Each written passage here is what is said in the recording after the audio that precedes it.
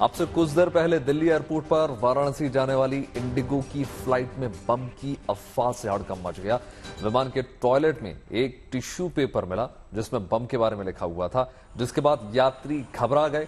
इसी के साथ क्रू मेंबर्स भी एक्शन मोड में नजर आए। पैसेंजर्स को इमरजेंसी गेट से बाहर निकाला गया और इस दौरान कुछ मुसाफिर हड़बड़ी में विंग के जरिए प्लेन से उतरने लगे। इस फ्लाइट में 176 पैसेंजर्स थे। दिल्ली एयरपोर्ट पर QRT और बम डिस्पोजल टीम भी बुलाई गई और प्लेन की सघन तलाशी ली गई, लेकिन विमान में कुछ भी नहीं मिला। सभी यात्री सुरक्षित हैं, लेकिन प्रिकॉशन के रूप में फटाफट तमाम यात्रियों को न सिर्फ बाहर निकाला गया, बल्कि किसी भी प्रकार की कोई गलती ना हो।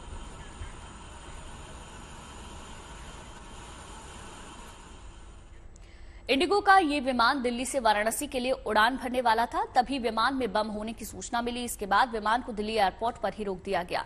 फिर सभी जरूरी प्रोटोकॉल्स को फॉलो किया गया। सबसे पहले विमान को एयरपोर्ट के मेन एरिया से दूर ले जाया गया। इसके बाद उसमें सवार सभी यात्रियों को इमरजेंसी गेट से बाहर निकालने का काम शुरू हुआ। तस्वीरों में आप देख सकते हैं विमान का इमरजेंसी गेट, जो एक छोटी खिड़की की तरह है। वहां से एक बुजुर्ग महिला बाहर निकल रही है। उनकी मदद के लिए एयर होस्टेस भी वहां मौजूद दिखी। इस दौरान कुछ यात्री तो विमान के पंखे पर ही चढ़ गए, बस वो किसी तरह नीचे उतरने के आतुर दिखे। दूसरी तरफ विमान के पास भी कई लोग खड़े नजर आए, क्योंकि बम की खबर मिलने से कुछ देर के लिए अफरा तफरी की स्थिति हो गई।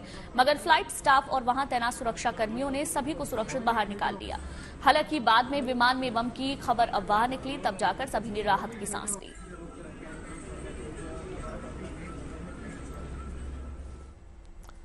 अब तमाम शुभ समाचारों का सिलसिला शुरू करते हैं। आज मंगलवार है और ये महावीर का वार है। आज साल का पहला बड़ा मंगल है। ज्येष्ठ महीने में आने वाले प्रत्येक मंगलवार को बड़ा मंगल या बुढ़वा मंगल भी कहते हैं। मान्यता यह है कि इसी ज्येष्ठ महीने में राम जी की अपने दूत यानी हनुमान जी से मुलाकात हुई थी, इसलिए ज्येष्ठ महीने में पड़ने वाले मंगलवार के दिन हनुमान जी की उपासना से पुण्य लाभ होते हैं। आज पहले बड़े मंगल पर मंदिर में श्रद्धालुओं का तांता लगा हुआ है। लखनऊ से लेकर दिल्ली तक मंदिरों में भक्ति की भीड़ देखने को मिल रही है। रामनगरी अयोध्या में बड़ी संख्या में भक्त रामलला के दर्शन करने के लिए पहुंच रहे हैं, जबकि अयोध्या में हनुमानगढ़ी मंदिर में विशेष पूजा अर्चना की जा रही है। प्रयागराज में बड़ा मंगल के मौके पर लोगों ने संगम में पवित्र डुबकी भी लगाई और इसी तरह लखनऊ के मंदिरों में सुंदरकांड और रामचरितमानस की चौपाइयां गूंज रही हैं। इस बार 4 बड़े मंगल पड़ रहे हैं। पहला बड़ा मंगल आज है, जबकि दूसरा बड़ा मंगल 4 जून को पड़ने जा रहा है। 11 जून को तीसरा बड़ा मंगल पर्व है और फिर 18 जून को चौथा और आखिरी बड़ा मंगल पर्व है। जय जय जय हनुमान गोसाई, कृपा करो महाराज।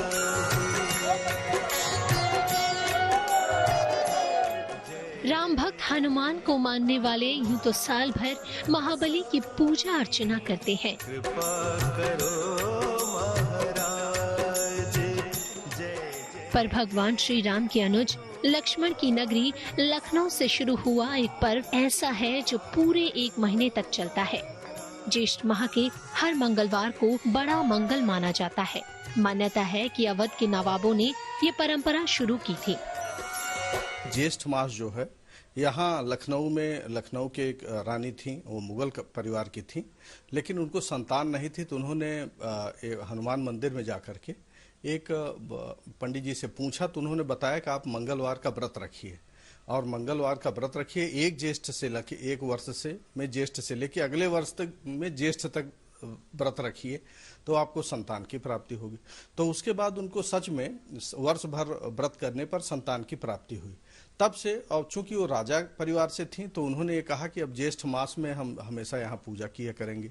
और ज्येष्ठ मास का चूंकि मंगलवार को ही भगवान हनुमान जी का जन्म हुआ था। हनुमान जी अतुलित बल धामम हेम शैला भदेहम है, वो बल बुद्धि निधान है। तो चूंकि मंगलवार को उनका जन्म हुआ था, इसलिए मंगलवार को विशेष रूप से पूजा होती है। और हनुमान जी यहाँ जो अलीगंज में जो हनुमान जी का मंदिर है, वहाँ की रानी ने वहाँ पे मनौती मानी थी और तब से ज्येष्ठ मास में मंगलवार को इधर लखनऊ से लेके पूरा अवध क्षेत्र में विशेष रूप से पर्व मनाया जाता है और पूजा की जाती है।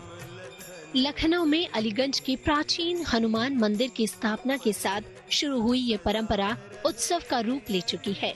मंदिर में हनुमान भक्तों की भारी भीड़ है। श्रद्धालु सिर्फ हनुमान जी के दर्शन ही नहीं कर रहे बल्कि भंडारे में भी शामिल हो रहे हैं। इसमें जाति या मजहब का कोई भेद नहीं है। अवध के नवाबों की तरफ से स्थापित अलीगंज मंदिर को सांप्रदायिक सद्भाव के केंद्र के तौर पर देखा जाता है। लखनऊ में दशकों से हर्षोल्लास से बड़े मंगल का आयोजन होता आ रहा है। इस दिन जगह जगह लोगों को भोजन, लंगर और जलपान कराया जाता है। मान्यता है कि बड़ा मंगल पर बजरंगबली की पूजा, व्रत और दान करने से शनि की 7.5 और ढैया से राहत मिलती है।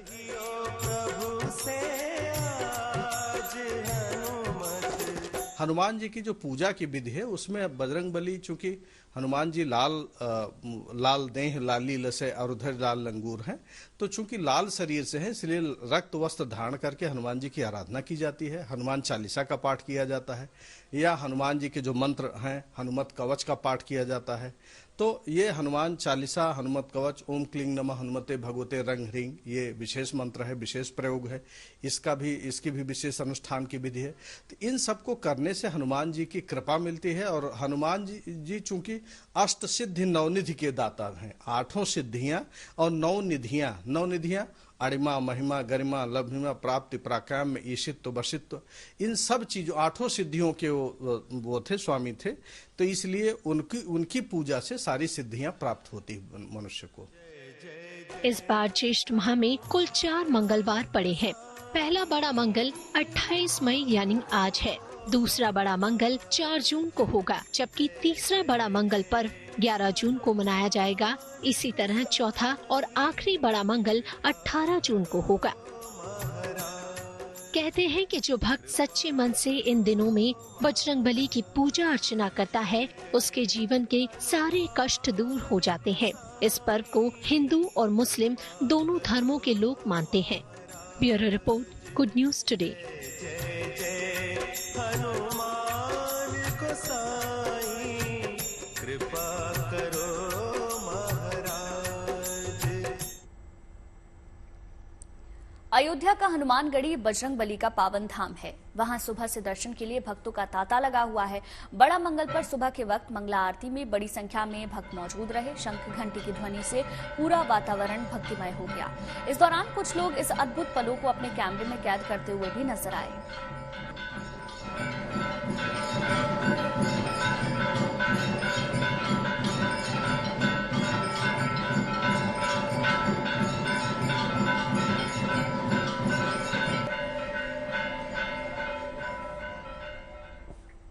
और इसी क्रम में आपको बता दें, देश में 4 धाम यात्रा जोर शोर से चल रही है। हर दिन आस्था का सैलाब उमड़ रहा है। श्रद्धालुओं का आंकड़ा 12 लाख को पार कर गया है।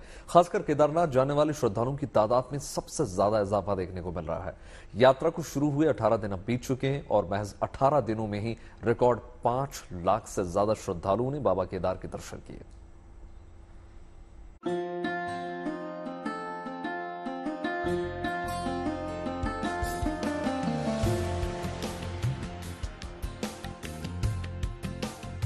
केदारनाथ यात्रा के इतिहास में शायद ये पहली बार है जब आस्था का अपार जन समुद्र उमड़ पड़ा है। पूरा केदारनाथ प्रांगण श्रद्धालुओं से खचाखच भरा है। भोलेनाथ के भक्तों ने दर्शन के अब तक के सारे रिकॉर्ड ब्रेक कर दिए हैं। महज 18 दिनों में 5 लाख से ज्यादा भक्त बाबा केदार के दर्शन कर चुके हैं, जो कि दर्शन का नया रिकॉर्ड है। दर्शन का ये रिकॉर्ड कहां जाकर थमेगा, कहना मुश्किल है, क्योंकि रोजाना ही हजारों की तादाद में भक्त बाबा केदार के दर्शन के लिए पहुंच रहे हैं। केदार घाटी से लेकर केदारनाथ धाम तक तीर्थ यात्रियों से भरा पड़ा है। यात्रा की शुरुआत से ही हर दिन 30,000 से ज्यादा श्रद्धालु बाबा केदार के दर्शन पूजन के लिए पहुंच रहे हैं। आलम यह है कि 2013 की आपदा से पहले जितने तीर्थ यात्री पूरे यात्रा काल के दौरान आते थे, तकरीबन उतने इस बार 18 दिन में ही आ चुके हैं। केदारनाथ में उमड़ रही भक्तों की भीड़ को देखते हुए मंदिर को 23 घंटे तक खुला रखा जा रहा है, जिससे कि भक्तों को दर्शन के लिए ज्यादा इंतजार करना न पड़े। तीर्थयात्रियों की तादाद को देखते हुए प्रशासन की तरफ से भी हर तरह की सुविधाएं मुहैया कराई जा रही हैं। पैदल मार्ग समेत धाम में यात्रियों को पानी, शौचालय, रहने और खाने की सुविधाएं उपलब्ध कराई जा रही हैं। बाबा केदार के दर्शन के लिए पहुंच रहे श्रद्धालु भी इन सुविधाओं से खुश हैं। यहाँ पर ऊपर पानी की, रहने की और शौचालय की बहुत अच्छी व्यवस्था है। यात्रियों के लिए अच्छी व्यवस्था की गई है। बहुत अच्छी रही, बहुत अच्छा यहाँ का माहौल भी अच्छा लगा हमें यहाँ पे आके। प्रशासन भी केदारनाथ धाम की यात्रा पर पैनी नजर बनाए हुए है। हेलीपैड, धाम, पैदल मार्ग, यात्रा पड़ावों और हाईवे पर सीसीटीवी के जरिए नजर रखी जा रही है। धाम समेत पैदल मार्ग और हाईवे पर यात्रियों की सुरक्षा और सेवा के लिए सुरक्षा जवान और सेक्टर मजिस्ट्रेट तैनात किए गए हैं। सोनप्रयाग, गौरीकुंड, पैदल यात्रा मार्ग के मुख्य पड़ावों और केदारनाथ धाम में यात्रियों के स्वास्थ्य की भी जांच की जा रही है। जरूरतमंद यात्रियों को ऑक्सीजन की भी सुविधा उपलब्ध कराई जा रही है। पैदल मार्ग पर संचालित हो रहे घोड़े, खच्चर और उनके संचालकों के कारण यात्रियों को कोई परेशानी न हो, इसके लिए निगरानी टीम भी तैनात की गई है। इसके अलावा यात्रा कंट्रोल रूम से यात्रियों को हो रही असुविधाओं पर भी नजर रखी जा रही है। रुद्रप्रयाग से प्रवीण सेमवाल के साथ bureau report, good news today. Kedarnath Dham से अब आपको लेकर चलते हैं महाकाल की नगरी उज्जैन, जहां बॉलीवुड एक्ट्रेस वानी कपूर और साउथ की एक्ट्रेस राशि खन्ना महाकाल के दर पहुंची और बाबा महाकाल के दर्शन किए और भस्म आरती में शामिल हुई। भस्म आरती के लिए नंदी हॉल में 2 घंटे तक बैठकर दोनों एक्ट्रेस महाकाल की भक्ति में रमी नजर आई। 2 घंटे तक दोनों ने शिव जाप किया और आरती के बाद गर्भगृह की दर से भगवान महाकाल का आशीर्वाद लिया।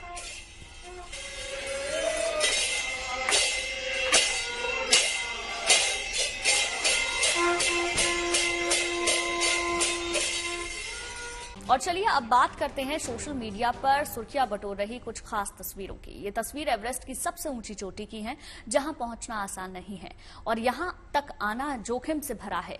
लेकिन एक तस्वीर वायरल हो रही है जिसमें एवरेस्ट में इस वक्त जाम लगा हुआ है। तो क्या है इस जाम का सच और इस तस्वीर ने पहाड़ों को लेकर लोगों की चिंता क्यों बढ़ा दी है, आइए वो आपको दिखाते हैं।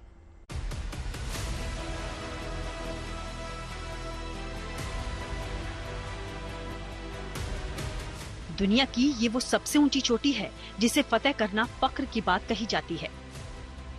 लेकिन माउंट एवरेस्ट पर पर्वतारोहियों की उमड़ी ये भीड़ काफी कुछ सोचने को मजबूर करती है। सोशल मीडिया पर माउंट एवरेस्ट पर चढ़ाई का ये वीडियो तेजी से वायरल हो रहा है। वायरल वीडियो में देख सकते हैं कि किस कदर पहाड़ पर चढ़ाई के लिए लोग उमड़ पड़े हैं। दुनिया की सबसे ऊंची चोटी पर जाम के हालात बन गए हैं और ये हालात तब हैं जब लोग एवरेस्ट फतेह करने निकले हैं, जिसे सबसे कठिन चढ़ाई माना जाता है। वीडियो 21 मई का बताया जा रहा है, जो कि अब सामने आया है। बताया जा रहा है कि एक साथ 200 पर्वतारोही 8,790 मीटर की ऊंचाई पर साउथ समिट और हिलरी स्टेप पर पहुंच गए।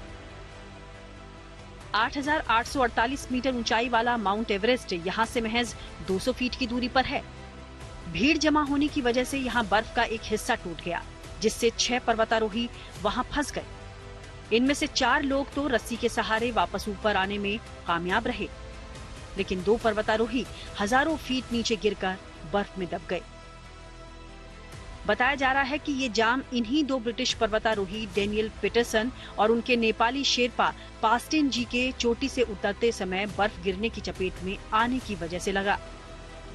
एवरेस्ट की चढ़ाई के लिए 21 मई को सुबह 8 बजे से दोपहर 12 बजे तक ही विंडो खोली गई थी। सभी पर्वतारोही चोटी पर पहुंचने की होड़ में थे। चोटी पर हर पर्वतारोही को सिर्फ 2 मिनट के लिए रुकने की ही इजाजत मिली। आमतौर पर एवरेस्ट की चोटी पर पर्वतारोहियों को रुकने के लिए करीब 10 मिनट का ही समय दिया जाता है। इसकी 3 वजह हैं। पहला, कई पर्वतारोही कतार में रहते हैं। दूसरा, यहाँ मौसम कभी भी खराब हो जाता है, बर्फ का तूफान आने की आशंका रहती है। और तीसरा, अधिक ऊंचाई होने की वजह से यहाँ ऑक्सीजन काफी कम हो जाती है। पर्वतारोही बैकपैक वाले ऑक्सीजन सिलेंडर की सप्लाई पर निर्भर रहते हैं। इसी सप्लाई पर उन्हें लौटना भी होता है। इसमें कोई शक नहीं कि एवरेस्ट को फतेह करना काफी चुनौतीपूर्ण और साहसिक काम है। चढ़ाई के दौरान कई पर्वतारोहियों को एक्सट्रीम कोल्ड, भारी बर्फबारी से दिखाई न देने की वजह से चोटें भी लगती हैं। कई लोग हादसे का शिकार तक हो जाते हैं। लेकिन बताया जा रहा है कि इस हादसे की वजह एवरेस्ट पर बड़ी तादाद में पर्वतारोहियों का जमा होना है, जिस वजह से बर्फ का हिस्सा दबाव झेल नहीं पाया और टूट गया। और ये जाम भी अपने आप में सवाल खड़े करता है कि पहाड़ भी अब प्रदूषण और भीड़ से अछूते नहीं रहे। Bureau report, good news today. देखिए, देश के कई राज्य इन दिनों भीषण गर्मी झेल रहे हैं। चिलचिलाती गर्मी सारे रिकॉर्ड नए तोड़ रही है। यही नहीं, लू के थपेड़ों से इंसान के साथ ही जानवर भी परेशान नजर आ रहे हैं। ऐसे में गर्मी से परेशान मैदानी क्षेत्रों में कुछ ऐसी कोशिशें भी जारी हैं जो हीट स्ट्रोक के इलाज से सब जुड़ी हुई हैं, तो कुछ हद तक गर्मी के प्रकोप से राहत भी दे रही है। तो चलिए आपको दिखाते हैं कैसे गर्मी के साथ दो दो हाथ किए जा रहे हैं।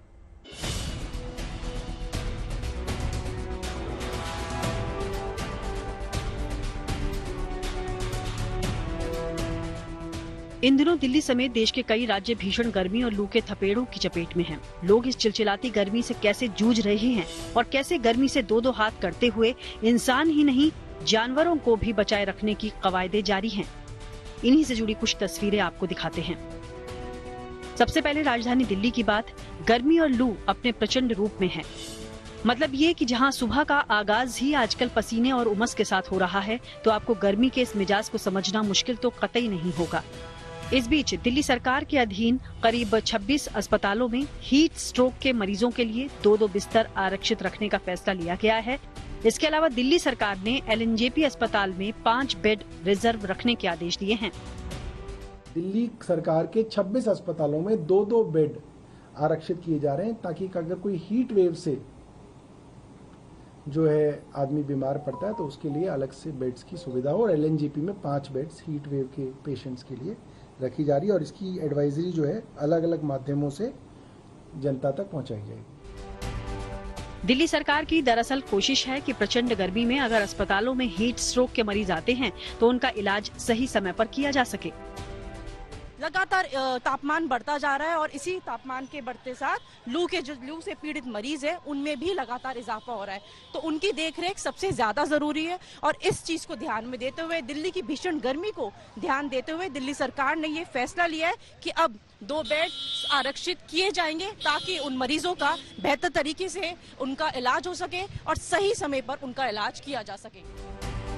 बेशक इस साल गर्मी बेतहाशा है। घर घर में कूलर, एसी लगे हुए हैं, जिससे बिजली विभाग पर लगातार पावर सप्लाई की चुनौती है। मगर इस चिलचिलाती गर्मी में ट्रांसफार्मर ही मानो हाँफ रहे हैं। कहीं कहीं तो बिजली सप्लाई कर रहे इन ट्रांसफार्मर का तापमान 60 से 70 डिग्री तक चला जा रहा है, जिसके लोड को कम करने के लिए कुछ ऐसे ही विभाग कर्मी ठंडे पानी से छिड़काव कर रहे हैं। एक लिमिट से ज्यादा टेम्परेचर हम नहीं बढ़ने दे सकते ट्रांसफार्मरों की। इस वजह से इसको पानी डाल करके इसके फिन्स पे ठंडा किया जा रहा है। उसके लिए आदेश ऊपर से ही मिले थे और जितना ज़्यादा से ज़्यादा हम इसको ठंडा रखने में कामयाब रहेंगे, उतना ही आसानी से बिजली लगातार चलती रहेगी। कितने टेम्परेचर पर आप बिजली ऐसे आउट दे सकते हो? नहीं, हम 65-70 से ऊपर नहीं होने देते हैं उसको। ये है। फिलहाल इस समय कितना टेम्परेचर होगा इनका? हमें पानी वानी डाल करके इसको 50 डिग्री सेल्सियस से कम किया है। मुरादाबाद के बिलारी सब स्टेशन में गर्मी से जंग लड़ते ट्रांसफार्मर पर पाइप और बाल्टियों से पानी की बौछार कर उन्हें ठंडा किया जा रहा है, ताकि लोगों को बिजली सप्लाई सुनिश्चित हो पाए।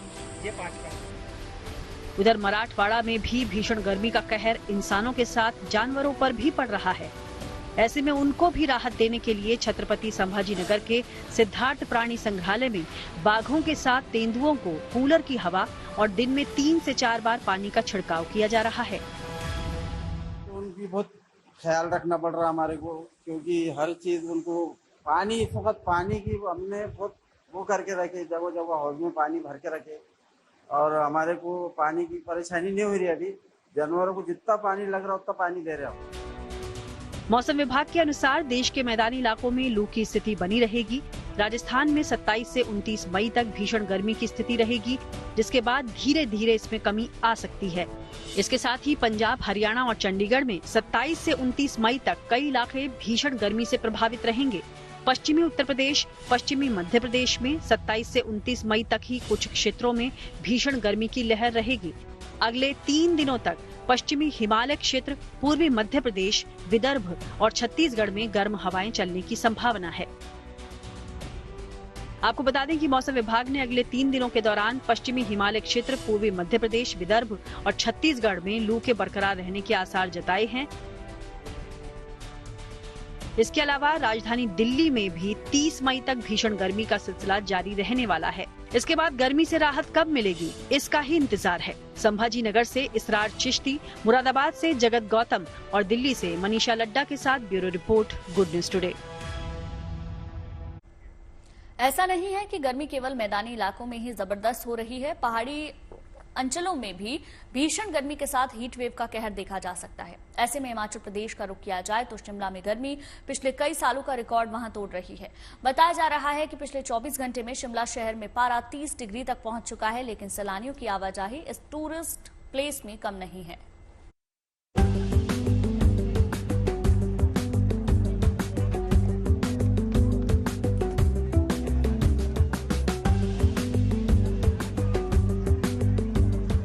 देश के कई इलाकों में प्रचंड गर्मी पड़ रही है।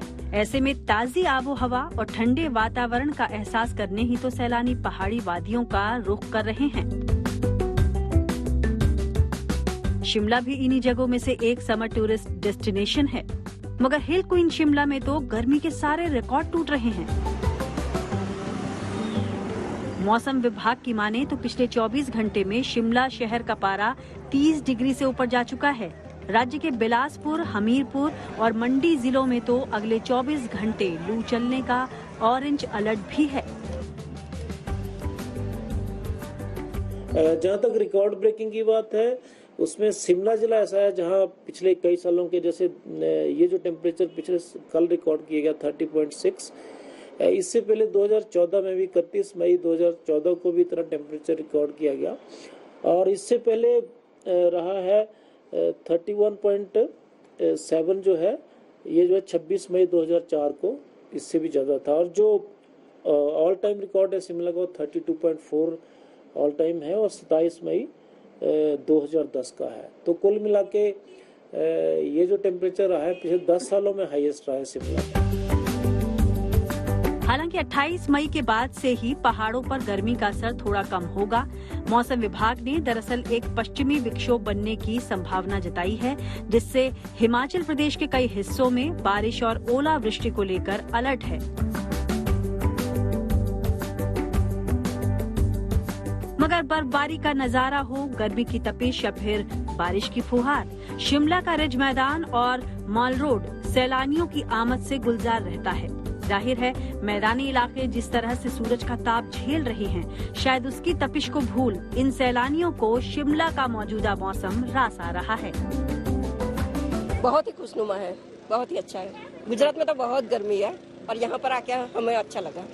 बहुत ही अच्छा मौसम है, बहुत ही अच्छा मौसम है। हमारे गुजरात की कंपैरिजन में बड़ा अच्छा मौसम है। यहाँ पे ठंडा बहुत है, ज्यादा अच्छा मजा आता है, खुशनुमा मौसम है, सब दिख रहा है, बहुत बढ़िया है। वहाँ पे ये टाइम पे गुजरात में हम बाहर घूम नहीं सकते और यहाँ पे एकदम खुले से घूम रहे हैं। इन दिनों समर वेकेशंस हैं, ऊपर से वीकेंड आने पर तो शिमला मानो पैक हो जा रहा है। ऊपर से गर्मी यहाँ परीक्षा ले रही है, सारे रिकॉर्ड तोड़ रही है। मगर देखिए ना, ऐसी गर्मी भी सैलानियों के लिए उनके यहाँ की गर्मी से कहीं ज्यादा ठंडी ठंडी कूल कूल महसूस हो रही है। जाहिर है गर्मी से जूझती शिमला की आबोहवा इन दिनों पर्यटकों के दिल को बहलाने के लिए काफी है। शिमला से विकास शर्मा के साथ bureau report, good news today. तो गर्मियों का भी सबसे भीषण रूप यानी इन दिनों भारत में नौतपा चल रहा है। भारत के ज्यादातर हिस्से भीषण गर्मी से जूझ रहे हैं।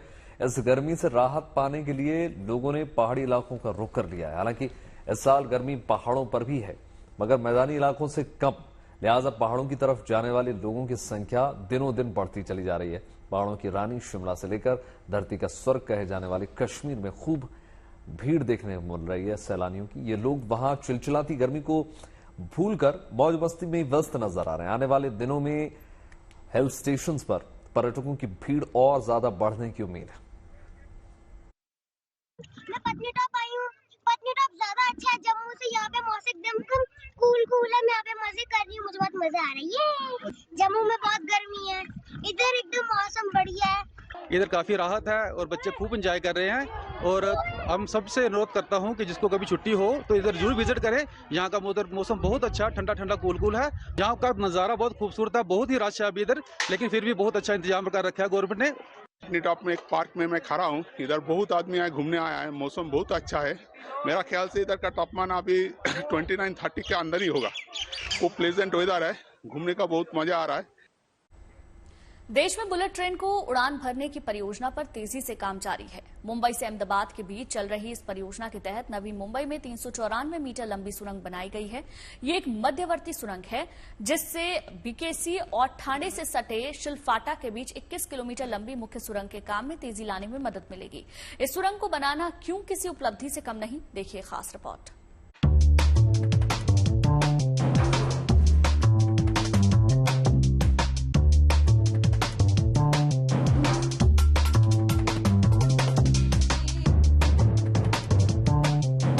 बुलेट ट्रेन के सपने को साकार करने की दिशा में इस सुरंग ने एक कदम और आगे बढ़ा दिया है। मुंबई अहमदाबाद बुलेट ट्रेन परियोजना के तहत मुंबई के घनसोली में 394 मीटर लंबी एक मध्यवर्ती सुरंग बनाई गई है। इस नई मध्यवर्ती सुरंग की वजह से बांद्रा कुर्ला कॉम्प्लेक्स और ठाणे से सटे शिलफाटा के बीच 21 किलोमीटर लंबी मुख्य सुरंग के निर्माण में तेजी लाने में मदद मिलेगी। ये एक मध्यवर्ती सुरंग इसलिए है कि इसके दोनों ओर 3.3 किलोमीटर लंबी सुरंग बनाई जाएगी। मध्यवर्ती सुरंग की गहराई 26 मीटर है और इस सुरंग की वजह से इसके दोनों तरफ सुरंग बनाना आसान हो गया है। सुरंग के लिए खुदाई का काम 6 दिसंबर 2023 को शुरू हुआ था। महज 6 महीने में इस काम को पूरा भी कर लिया गया, लेकिन पहाड़ के नीचे इस सुरंग को बनाना आसान काम नहीं था। विशेषज्ञों की देखरेख में 27,515 किलोग्राम विस्फोटकों का इस्तेमाल हुआ। कुल 214 नियंत्रित विस्फोट किए गए, जिससे पहाड़ और आसपास नुकसान न हो। सुरक्षित उत्खनन के लिए उच्च स्तरीय उपकरणों का भी इस्तेमाल किया गया। बुलेट ट्रेन प्रोजेक्ट में बीकेसी से शिलफाटा तक कुल 21 किलोमीटर सुरंग का निर्माण कार्य तेजी से जारी है। इस सुरंग का करीब 7 किलोमीटर का हिस्सा ठाणे क्रीक में समुद्र के नीचे होगा। ये देश में कहीं भी बनने वाली अपनी तरह की पहली सुरंग है। 21 किलोमीटर लंबी ये सुरंग सिंगल ट्यूब सुरंग होगी, जिसमें ऊपर और नीचे 2 ट्रैक होंगे। फिलहाल बोरिंग मशीन्स का इस्तेमाल कर बीकेसी, विक्रोली और सावली में 16 किलोमीटर सुरंग का निर्माण किया जा रहा है। शेष 5 किलोमीटर का निर्माण NATM यानी न्यू ऑस्ट्रियन टनलिंग मेथड से किया जाएगा। माना जा रहा है कि बुलेट ट्रेन 2026 तक उड़ान भरना शुरू कर देगी। इसी साल मार्च में रेल मंत्री अश्विनी वैष्णव ने कहा था कि बुलेट ट्रेन परियोजना 2026 तक तैयार हो जाएगी। शुरुआत में सूरत और बिल्मोरा के बीच इसे चलाया जाएगा। Bureau report, good news today. और बात इटली में होने वाले अनंत और राधिका के प्री वेडिंग फंक्शन की हम बात कर लें। अंबानी परिवार में एक बार फिर जश्न का माहौल है। एक बार फिर से सितारों से सजी महफिल का खूबसूरत नजारा देखने को मिलने वाला है। अनंत अंबानी और राधिका मर्चेंट जुलाई में शादी के बंधन में बंधने वाले हैं। ऐसे में शादी से पहले मुकेश अंबानी और नीता अंबानी ने अपने बेटे और होने वाली बहू के लिए एक और ग्रैंड पार्टी की तैयारी की है, जिसके लिए सितारों का जाना शुरू हो गया। इटली में क्रूज पर दूल्हा दुल्हन की second pre wedding function party house की जा रही है और इस पार्टी में शामिल होने के लिए तमाम जो मेहमान हैं, तमाम जो सितारे हैं, मुंबई से इटली के लिए रवाना हो चुके हैं। इस लिस्ट में सबसे पहला नाम रणबीर और आलिया का है। दोनों को एयरपोर्ट पर सबसे पहले बेटी राहा के साथ स्पॉट किया गया। सलमान खान भी अंबानी की पार्टी में धूम मचाने के लिए रवाना हो चुके हैं, उन्हें भी एयरपोर्ट पर स्पॉट किया गया। इनके अलावा देखिए रणवीर सिंह भी अनंत राधिका के फंक्शन के लिए रवाना हो चुके हैं। वहीं क्रिकेटर MS धोनी भी अपनी बेटी और जीवा पत्नी के साथ भी इटली के लिए रवाना हो चुके हैं।